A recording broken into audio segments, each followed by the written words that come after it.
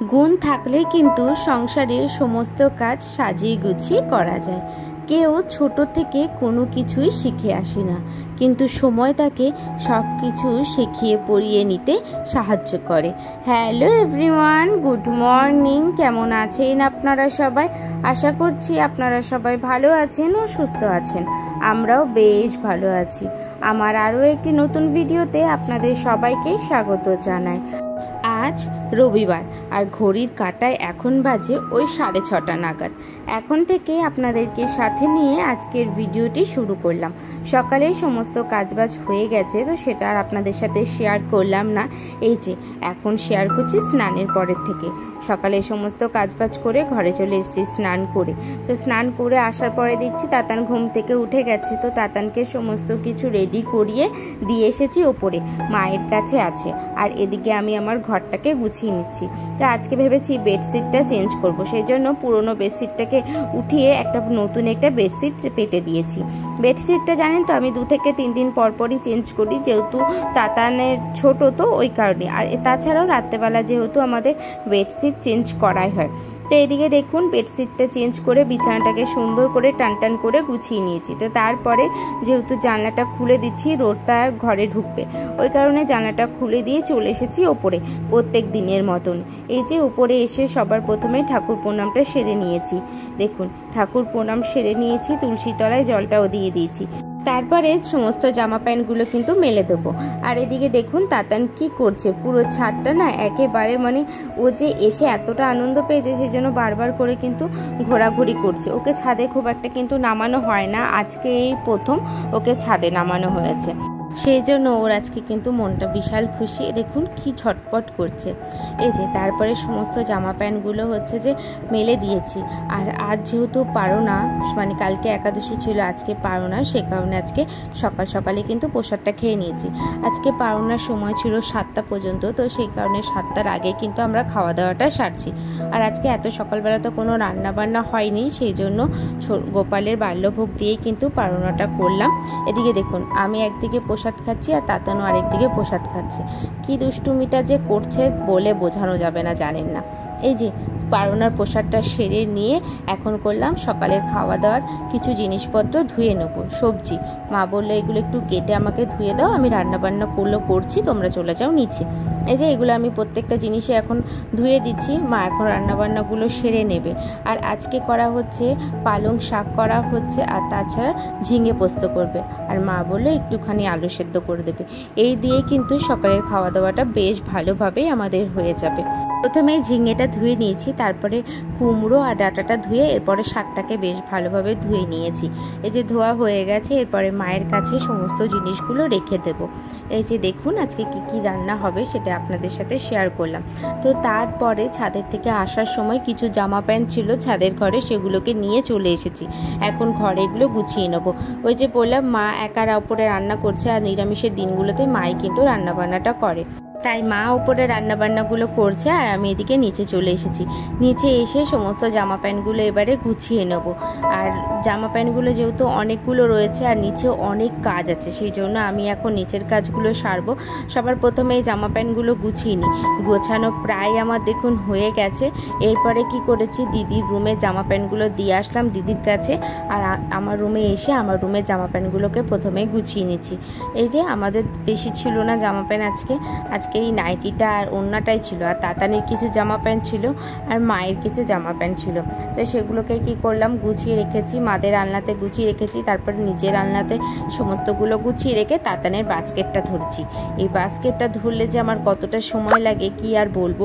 হয়তো ভিডিওটা স্পিড বলে আপনারা অনেক সময় বুঝতে পারেন না, কিন্তু সত্যি বলতে বাস্কেটটা গোছাতে প্রচুর সময় লাগে। এই যে দেখুন বাস্কেটটা গুছিয়ে ওপরে গেছিলাম, খাওয়া দাওয়া সেরে নিচে চলে এসেছি।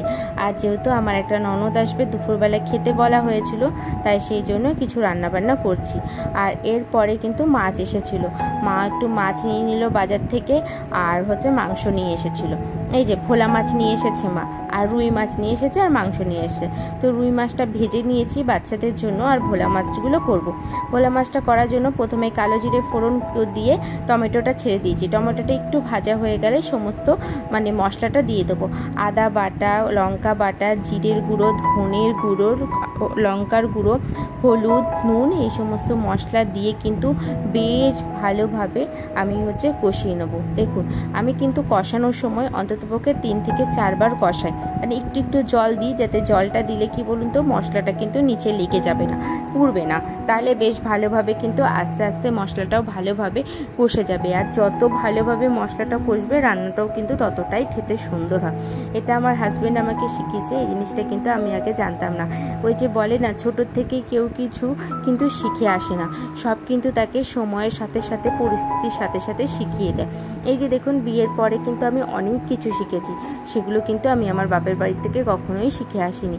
আর এই কাজগুলো আমি কোনোদিন বাপের বাড়িতে আগে করেও দেখিনি। তো সেই জন্য কিন্তু সময় আমাকে সব কিছু শিখিয়ে দিয়েছে, আর সেই সময়ের সাথে তালে তালে কিন্তু আজকে আমি সব কিছু শিখে পরিপাটি করে করতে পারি। এই যে দেখুন আপনার সাথে গল্প করতে করতে আমার কিন্তু রান্নাটা কিন্তু হয়ে গেছে। যে ভোলা মাছটা আমার হয়ে গেছে, এবার মাছটা নামিয়ে নেব। আপনারা তো দেখলেন কিভাবে রান্নাটা করলাম, আর আপনাদের সাথে আমি বলেও দেবো কিভাবে রান্নাটা করেছি। দেখুন দেখতে কতটা সুন্দর লাগছে না, বেশ ভালো লাগছে। আর জানেন তো তরকারি ঢালার পরে না একটুখানি দেখবেন গায়ে সমস্ত কিছু লেগে থাকে, তাই সেই জিনিসটা পরিপাটি করে পরিষ্কার করে রাখতে বেশ ভালো লাগে। তো সেই জন্য আমি প্রত্যেকটা দিনই কিন্তু যেখানে তরকারি লাগে বা একটু ঝোল পড়ে সেটাকে পরিষ্কার পরিচ্ছন্ন করে নিই। এরপরে দেবো মাছের ডিমের বড়া, পেঁয়াজ দিয়ে মাছের ডিমের বড়াটা আজকে ভাজবো। আর মাছের ডিমের বড়া খেতে আমারও বেশ ভালো লাগে। আমি জানেন তো এই যে ভাজার পরপরই না একটা খেয়ে নিয়েছিলাম, আমি না ওই ভাজার পরে সেই জিনিসটা একটু টেস্ট করতেই হয়, সে যে কোনো বড়াই বলুন না কেন আমার কিন্তু একবার না হলেও খেতে হয়। তো এইদিকে দেখুন আজকে মাছের বড়াটা ভাজা হয়ে গেছিলো, ওই করেছিলাম ওই 9 থেকে 10 পিসের মতন, বেশি করিনি। আর আজকে না আপনাদের সাথে মাংসের রেসিপিটা শেয়ার করলাম না, প্রত্যেকটা দিনই কিন্তু মাংসের রেসিপিটা আমার একই থাকে, তো ওর জন্য আর কিছু শেয়ার করলাম না, যেরকম নর্মালি করি সেরকমই আমি করেছি। এই যে মাংসটা এখন কষাচ্ছি, আর মাংসটা কষাতে কষাতে কষানো হয়ে যাওয়ার পরে জলও দিয়ে দিয়েছি। আর এর ফাঁকে কিন্তু আমি জলের বোতলগুলো ভরে নিচ্ছি, কারণ কি আমার ওই ননদটা চলে এসেছে অলরেডি, ও বসে বসে গল্প করছে মায়ের সাথে, আর আমি এই ফাঁকে আমার কাজগুলোকে সেরে নিচ্ছি, কারণ কি তখন ঘড়ির কাঁটায় বেজে গেছিলো 1টা, আর এরপরে তো ওকে খেতে দিতে হবে। ওই কারণে আমি কি করলাম, মাংসটা কষাতে কষাতেই আমি কি করছি, জলের বোতলগুলো ভরে নিয়েছি। এদিকে আমার জলের বোতলগুলো সমস্ত ভরা হয়ে গেছে, এরপরে টেবিলে রেখে দেবো। আর টেবিলে রাখতে গিয়ে দেখছি টেবিলটা একটুখানি নোংরা হয়ে রয়েছে, সেই কারণে ভাবলাম কি একেবারে টেবিলটা মুছে নিই, তারপরে জলের বোতলগুলো রেখে দেবো। কারণ কি নোংরা টেবিলের উপরে জলের বোতলগুলো রাখবো, আবার কিছুক্ষণ পরে মুছবো, দেখতে কিন্তু একদমই ভালো লাগে না, আর কাজের সময়টা কিন্তু অনেকটা বেশি লেগে যাবে। সেই জন্য আগে কি করলাম, টেবিলটাকে মুছে নিয়েছি, তারপরে জলের বোতলগুলোকে এখন রেখে দিচ্ছি সুন্দর করে সাজিয়ে।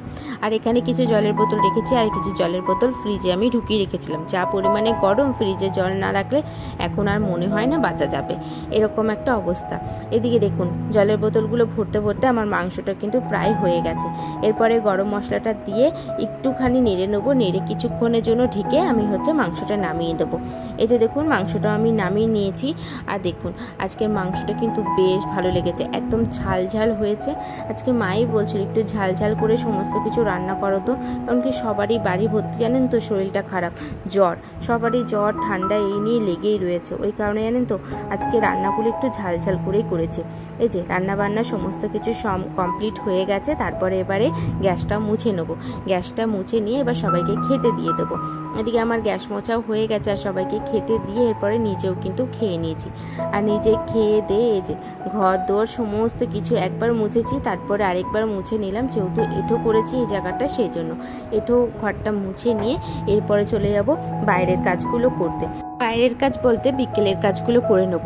তখন ঘড়ির কাঁটায় বাজে 2:45, তো ভাবলাম কি 1 ঘন্টা আগে আজকে কাজগুলো সমস্ত সেরে নিই, এত আবার একটু বসবো, বসে কাজগুলো করব তো অনেকটা দেরি হয়ে যাবে। আর আজ বাড়িতে দিদি নেই, তো দিদির কাজগুলো ধরুন মোটামুটি আমাকেই করতে হচ্ছে, তো সেই জন্য। আর এই যে দেখুন আমি এখন ঘরটারগুলো সমস্ত ঝাড় দিয়ে বাইরেটা চলে এসে সিঁড়িটাও ঝাড় দিয়ে নিয়েছি। সিঁড়িটা ঝাড় দিয়ে বাইরেটা ঝাড় দিয়ে নেবো। পাতা কিছু কিছু পড়েছে, বাবু দুপুরবেলা একবার ঝাড় দিয়েছে, তারপরে এখন আবার আমি ঝাড় দিয়ে নেবো, যেহেতু অল্প কিছু পাতা পড়ে রয়েছে, তো সেগুলোকে ঝাড় দিয়ে আর স্নানটা সেরে নেবো। তো আজকের মতন ভিডিওটা আমি এখানেই শেষ করলাম। এখন বাজে ঠিক 4 4টে, তো 4টের সময় সমস্ত কাজ বাজ শেষ। বিকেলের কাজটা একেবারে করে নিয়েছি, খেয়ে দিয়ে একেবারে কাজ বাজ করে এই যে স্নানটা করে চলে এসেছি ঘরে এসে আগের দিনের ভিডিও আছে সেটাকে একটু এডিট করব, কারণ কি আজকে আর কোনো রকম ভিডিও দিতে পারিনি, আজকে অনেকটা কাজের চাপ ছিল। তারপরে রান্না বান্নার দিক থেকে দেখে আর একা যেহেতু করছিলাম সেই জন্য আর কোনো রকমভাবে ভিডিওটা ভয়েস ওভার দিয়ে উঠতে পারিনি। তো এখন একটু ভয়েস ওভার দেবো। আর ওই ঘরে তাতান তো ঘুমাচ্ছে মায়ের সাথে, তো এখন একটু সুযোগ আছে সেই জন্য এখন ভয়েস ওভারটা দিয়ে তারপরে একটু যদি সময় থাকে রেস্ট নেব, তারপর আবার সন্ধে পুজোর কাজটাও করতে হবে।